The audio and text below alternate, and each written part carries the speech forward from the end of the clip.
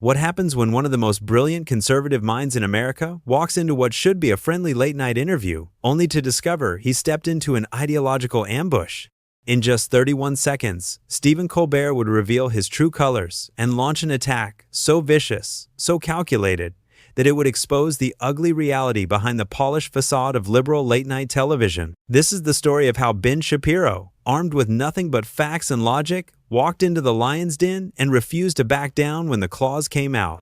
What started as a routine promotional appearance quickly spiraled into a heated confrontation that would leave viewers shocked at just how far a supposedly comedic host would go to silence opposing viewpoints. The stage was set on a typical Tuesday evening at the Ed Sullivan Theater. Ben Shapiro had agreed to appear on The Late Show to discuss his new book and perhaps engage in some lighthearted political banter. After all, Colbert had built his reputation on satirical comedy, not serious political combat. But as the cameras rolled and the audience settled in, it became clear that this would be no ordinary interview. Shapiro entered with his characteristic confidence, that quick wit and encyclopedic knowledge of policy details that had made him a formidable debater since his teenage years. He'd faced hostile crowds before, weathered countless attempts to trap him with gotcha questions, and emerged victorious from debates with seasoned professors and politicians. A late-night comedy show should have been a walk in the park, but Stephen Colbert had other plans. From the moment Shapiro took his seat, the atmosphere crackled with tension. The host's usual jovial demeanor seemed forced, his smile a thin veneer barely concealing something much darker underneath. The audience, primed by years of anti-conservative rhetoric, was ready for blood. What neither the audience nor Shapiro fully realized was that this interview had been carefully orchestrated as something far more sinister than entertainment. Colbert had done his homework, not to create good television, but to create a moment that would go viral for all the wrong reasons. He had prepared not questions, but verbal landmines designed to detonate the moment Shapiro tried to present his logical arguments. The opening pleasantries were brief and hollow. Colbert's introduction of his guest was perfunctory at best, lacking the warmth and enthusiasm he typically showed even to guests he disagreed with politically. There was something calculated in his tone, something that suggested the real interview hadn't even begun yet. Shapiro, ever the professional, maintained his composure and prepared to discuss his work with the same intellectual rigor he brought to every public appearance. But as the first real question left Colbert's lips, it became immediately apparent that this was no ordinary interview. The question itself was a masterclass in loaded language, designed not to elicit information but to corner and embarrass. It was the kind of question that revealed more about the questioner's agenda than any possible answer could reveal about the guest. Shapiro, recognizing the trap for what it was, responded with his trademark precision. He dismantled the premise of the question methodically, explained the faulty logic underlying it, and redirected the conversation towards substantive policy discussion. It should have been a textbook example of how to handle hostile media, but Colbert was just getting started. The host's follow-up revealed the true nature of his strategy. Rather than engage with Shapiro's substantive response, he doubled down on rhetoric and emotional manipulation. He played to the audience's preconceived notions, using their applause as a weapon against reasoned discourse. What should have been a battle of ideas became a coordinated assault designed to silence rather than debate. As the interview progressed, Colbert's mask slipped further and further. The comedian disappeared entirely, replaced by something far more troubling: a partisan operative masquerading as an entertainer. Each question became more loaded than the last, each follow-up more designed to generate heat than light. The audience, sensing blood in the water, began to respond not to wit or wisdom, but to the most base appeals to their tribal loyalties. Shapiro found himself fighting a two-front war. On one side sat a host who had abandoned all pretense of fairness or intellectual honesty. On the other sat an audience that had been conditioned to cheer not for truth, but for the destruction of anyone who dared challenge their worldview. Yet, even facing these overwhelming odds, the young conservative refused to retreat or compromise his principles. The breaking point was approaching, though neither man seemed fully aware of it yet. Colbert's questions grew more aggressive, more personal, more designed to provoke than to inform. Shapiro's responses remained measured and factual, but there was a steel in his voice that suggested his patience was not unlimited. The audience seemed to sense that something significant was building. their energy shifting from mere partisanship to something approaching bloodlust. What happened next would shock everyone in that theater and millions of viewers at home. It would reveal the true face of liberal media bias and demonstrate just how far the entertainment industry had fallen from its stated principles of tolerance and open dialogue. The explosion came without warning, but the fuse had been burning since the interview began. Colbert, perhaps emboldened by his audience's enthusiastic support for his increasingly hostile questioning, decided to abandon any remaining pretense of journalistic integrity. What came out of his mouth next would forever change how viewers saw the supposedly tolerant face of late-night television. "Ben, let me ask you something," Colbert said, his voice dripping with condescension that made the studio audience lean forward in anticipation. "When you spread your hate-filled rhetoric to impressionable young people, do you ever stop to think about the damage you're causing to our democracy?" The question landed like a slap across the face. Not because it was particularly clever or incisive, but because it revealed the complete intellectual bankruptcy of Colbert's approach. This wasn't a question at all. It was an accusation wrapped in the thinnest veneer of inquiry. It was the kind of loaded, bad-faith attack that would have been embarrassing coming from a college activist, let alone a professional broadcaster. Shapiro's response was immediate and devastating in its precision. "Stephen, that question contains at least 3 false premises and 1 logical fallacy. First, you're assuming my rhetoric is hate-filled without providing any evidence for that claim. Second, you're suggesting that presenting conservative viewpoints somehow damages democracy, which is itself an anti-democratic position. And third, you're using what's called a complex question fallacy, where you embed your conclusion in your premise." The audience's reaction was telling. Instead of appreciating the intellectual rigor of Shapiro's response, they grew restless and hostile. They hadn't come to see a debate. They had come to see a conservative destroyed, and their host was failing to deliver the spectacle they craved. Colbert, realizing he was losing control of the narrative, doubled down on his aggressive approach. "Oh, please, don't lecture me about logic when your entire career is built on dividing people and spreading conspiracy theories." "Which conspiracy theories specifically?" Shapiro shot back immediately. "Because I'd be happy to provide evidence for every claim I've ever made publicly. Can you say the same about the accusations you're making right now?" This was the moment when everything changed. Colbert's face flushed red, not with embarrassment, but with genuine anger. He had expected Shapiro to wilt under pressure, to stumble, and provide sound bites that could be used against him later. Instead, he was being methodically dismantled by someone half his age, who refused to play the game by the established rules of liberal media ambushes. "You know what, Ben?" Colbert said, his voice rising to a level that made the cameramen shift uncomfortably. "I don't have to sit here and let you turn my show into your personal propaganda platform." The irony was staggering.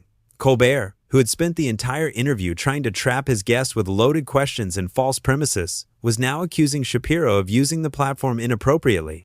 It was projection of the highest order, and everyone in the studio could feel the uncomfortable tension that comes when someone reveals far more about themselves than they intended. Shapiro remained calm, his voice steady and controlled, even as the situation spiraled beyond anything resembling normal television. "Stephen, all I've done is answer your questions honestly and ask you to support your claims with evidence. If that feels like propaganda to you, perhaps you should examine why factual responses to your questions make you so uncomfortable." The audience was growing more agitated by the minute. They had come expecting to see their ideological enemy humiliated, but instead, they were witnessing their champion lose a debate in real time. The cognitive dissonance was palpable, and their frustrated energy began to fill the studio with an almost electric tension. Colbert seemed to realize he was in serious trouble. His usual arsenal of smug condescension and audience manipulation wasn't working against someone who refused to be intimidated or distracted from the actual issues at hand. Worse still, the cameras were capturing every moment of his meltdown for posterity. "This is exactly what I'm talking about," Colbert continued, his voice now carrying a tremor of barely controlled rage. "You come on here with your smug attitude and your talking points, thinking you can outsmart everyone in the room." Shapiro's response was swift and merciless. "I'm not trying to outsmart anyone, Stephen. I'm simply trying to have an honest conversation about the issues you brought up. If my responses seem smart to you, perhaps that says more about the quality of your questions than it does about my attitude." The studio fell into an uncomfortable silence. Even the most partisan members of the audience could sense that something had gone terribly wrong. This wasn't the choreographed destruction of a conservative guest they had been promised. This was their host being systematically outmaneuvered by someone who had come prepared for an actual discussion rather than a theatrical performance. Colbert's next move would prove to be his biggest mistake of the evening. Instead of trying to salvage the interview through better questions or genuine engagement, he decided to escalate the confrontation even further. His eyes narrowed as he leaned forward in his chair, and when he spoke, his voice carried a venom that shocked even his most ardent supporters. "You want to know what I really think, Ben?" he said, jabbing his finger across the desk. "I think you're a dangerous little man who profits off hatred and division, and I'm sick of people like you poisoning the minds of young Americans with your toxic ideology." The personal attack was so blatant, so unprofessional, that even some audience members seemed taken aback. This wasn't comedy or political commentary anymore. This was a grown man having a public meltdown because he couldn't handle being challenged by someone with better facts and superior arguments. Shapiro's response would be remembered as one of the most graceful moments in the history of contentious television interviews. Despite being personally attacked and professionally smeared, he maintained his composure and dignity. "Stephen, I understand you're frustrated, but personal attacks aren't going to change the facts we're discussing. If you have specific objections to any policy positions I've taken, I'm happy to defend them with evidence. But calling me names doesn't advance the conversation or serve your audience." The contrast was stark and undeniable. On one side sat a young man responding to vitriol with reason, to personal attacks with professional courtesy. On the other sat a seasoned television host melting down in real time because he couldn't handle having his assumptions challenged. What happened next would become the stuff of television legend, though not for the reasons Stephen Colbert had hoped. The host, realizing that his usual tactics had failed spectacularly and that he was losing the battle of ideas in front of millions of viewers, made a decision that would define his career far more than any joke or political commentary ever could. "You know what, Ben?" Colbert said, standing up from his desk with such sudden violence that his chair rolled backward into the curtain behind him. "I don't have to sit here and provide a platform for your hate speech. This is my show, and I decide who gets to speak." The audience gasped audibly. This wasn't part of any script or comedic bit. This was a complete breakdown of professional conduct happening in real time on national television. Colbert's face was flushed red with anger, his carefully cultivated persona completely abandoned in favor of raw, unfiltered hostility. Shapiro remained seated, his hands folded calmly in his lap, his expression one of genuine concern rather than anger or defensiveness. "Stephen, nothing I've said could reasonably be characterized as hate speech. I've simply responded to your questions with facts and asked you to support your claims with evidence. If that's your definition of hate speech, then we have a much bigger problem than just this interview." The young conservative's calm response only seemed to inflame Colbert further. He began pacing behind his desk, gesticulating wildly as he spoke. "Don't you dare lecture me about hate speech while you sit there spreading your poison to my audience.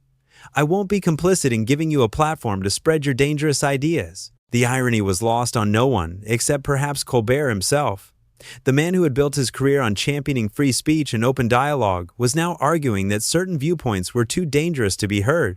The champion of tolerance was displaying a level of intolerance that would have been shocking coming from his most extreme political opponents. Shapiro stood up slowly, maintaining his dignity even as the situation devolved into something resembling a circus. "Stephen, if my ideas are so obviously wrong, then surely they can be defeated through argument and evidence rather than censorship and personal attacks. The fact that you're choosing to silence me rather than debate me suggests you're not confident in your ability to refute my positions." This observation hit Colbert like a physical blow.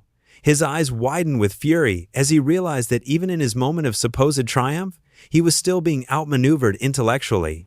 The audience, sensing their champion's distress, began to boo and hiss, but their hostility only served to highlight the ugliness of what was unfolding. "Security!" Colbert shouted, his voice cracking with emotion. "Get him out of here! I want him off my stage right now!" The command echoed through the studio like a gunshot.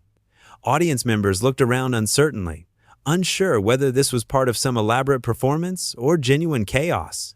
The camera operators continued filming, capturing every moment of what would become one of the most controversial incidents in late-night television history. Shapiro gathered his composure and looked directly into the camera, speaking not to Colbert or his hostile audience, but to the millions of viewers at home who were witnessing this unprecedented breakdown of journalistic ethics. "Ladies and gentlemen," he said, his voice clear and steady despite the chaos erupting around him, You've just witnessed something remarkable. You've seen what happens when someone who claims to champion free speech and open dialogue is confronted with ideas that challenge their worldview. Rather than engage with those ideas, rather than trust his audience to hear different perspectives and make their own judgments, he's chosen censorship and personal attacks. Security personnel began moving toward the stage, looking confused and uncomfortable with their assignment. They had signed up to protect people from genuine threats, not to silence political guests whose only crime was winning a debate too convincingly. Colbert, realizing how bad this looked but too committed to his course of action to back down, continued his tirade. "I don't care what you call it. This is my show, and I decide who gets to speak, and I've decided that you and your hate-filled rhetoric have no place here." The accusation of hate speech was particularly galling, given that anyone watching could see that Shapiro had been nothing but professional and factual throughout the entire encounter. If there had been any hatred displayed that evening, it had come entirely from the host, who was now demanding his guest's removal. As security approached, Shapiro made one final statement that would resonate long after the credits rolled. "Stephen, I came here tonight hoping to have a productive conversation about important issues facing our country. Instead, I've learned something far more valuable about the state of discourse in America. When people are so afraid of opposing viewpoints that they resort to censorship rather than debate, we're in serious trouble as a democratic society." The young conservative began walking toward the exit under his own power, refusing to give Colbert the satisfaction of seeing him forcibly removed. His dignity intact, his principles uncompromised, he had managed to turn what was intended as his humiliation into a powerful demonstration of intellectual courage. The audience sat in stunned silence as Shapiro made his way off stage. Some seemed uncomfortable with what they had witnessed, perhaps realizing for the first time that their champion had revealed himself to be something far less admirable than they had believed. Others remained defiant, clapping and cheering as their ideological enemy was expelled from their safe space. Colbert stood alone on his stage, breathing heavily, his career forever changed by 31 seconds of uncontrolled anger that had revealed his true character to the world. He had intended to destroy his conservative guest through superior wit and moral authority. Instead, he had destroyed only his own credibility and provided a perfect example of the intellectual bankruptcy that had come to define so much of liberal media. The cameras continued rolling as Shapiro disappeared into the wings, capturing Colbert's attempt to regain his composure and salvage what remained of the show. But the damage was done. In trying to silence one man's voice, he had amplified it beyond anything that could have been achieved through normal discourse. The interview was over, but its impact was just beginning. Viewers at home had witnessed something unprecedented, a complete breakdown of the pretense that late-night television was about entertainment rather than political warfare. They had seen the mask slip completely, revealing the ugly reality beneath the polished veneer of liberal tolerance and open-mindedness.